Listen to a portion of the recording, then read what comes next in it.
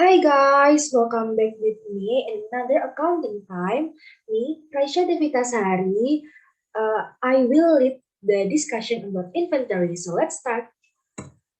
So what we will discuss: first, definition; second, purpose and benefits; third, example; fourth, recording methods; five, types; and the last one is inventory journal entries example. The definition: inventory is the term for goods. It's available for sale and raw material used to produce goods available for sale. Inventory represents one of the most important assets of a business because the turnover of inventory represents one of the primary sources of revenue generation and subsequent earnings for the company's shareholders.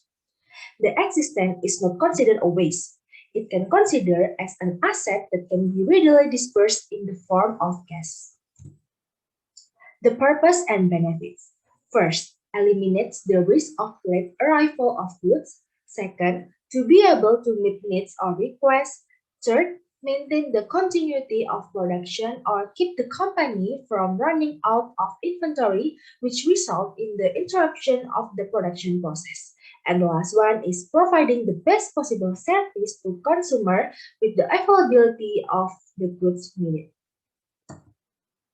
The example: consider a fashion retailer such as H&M, which operates on a seasonal schedule. Because of the fast fashion nature of turnover, H&M, like other fashion retailers, is under pressure to sell inventory rapidly. H&M merchandise is an example of inventory in the finished product stage. On the other hand, the fabric and other production materials uh, are considered raw material from the inventory. The recording method. First out, FIFO method. The cost of goods sold is based on the cost of the earliest purchased material, while the carrying cost of remaining inventory is based on the cost of the latest purchased material. Second, last in first out or LIFO method. The cost of goods sold is value using the cost of the latest purchased material, while the value of the remaining inventory is based on the earliest purchased material. Third, the weighted average method. It requires valuing both inventory and the cost of goods sold based on the average cost of all material bought during the period. Here's the types. First, raw material. It's an unprocessed material used to produce a good. The example are aluminum and steel for the manufacture of cars, flour for bakeries production of bread, and crude oil held by refiners. Second, work in progress. Partially finished goods waiting for completion and resale. Work in progress inventory is otherwise known as inventory on the production floor. For the example is a half-assembled airliner or partially completed yacht would be work in process. Third is finished good. Products that have complete production and are ready for sale. Retailers typically refer to this inventory as merchandise. For the example are merchandise and it include electronics, clothes, and cars that held by retailer. Here's the inventory journal entries example. First, there is inventory purchase journal entry. Say that you purchased $1,000 worth of inventory on credit. Debit your inventory account $1,000 to increase it, then credit your account payable account to show that you owe $1,000. As we can see here at the table. Second, manufacturing a product or raw materials. Now, let's say you bought $500 in raw materials on credit to create your product.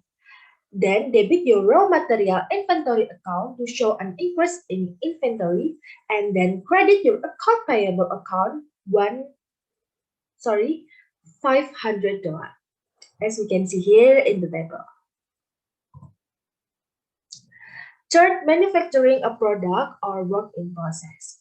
To show that raw material have moved to the work in process phase, debit your work in process inventory account to increase it, and decrease your raw material inventory account with a credit, as we can see here. Next, manufacturing a product or finished good. Finally, when you finish the product using the raw material, you need to make another journal entry. Debit your finished goods inventory account and credit your work in process inventory account. As we can see here, finished good inventory in debit and work in process inventory in credit. Next, item ready to be sold. When an item is ready to be sold, transfer it from finished good inventory to cost of goods sold to shift it from inventory to expense.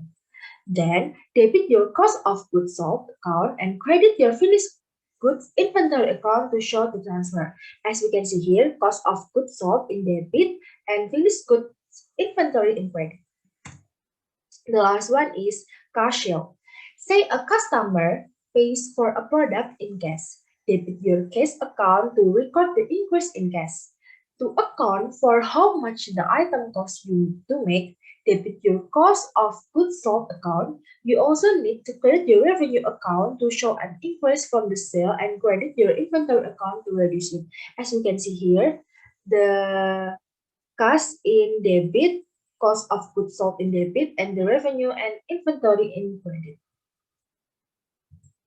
Thank you guys for joining in this discussion. See you in another time. Bye.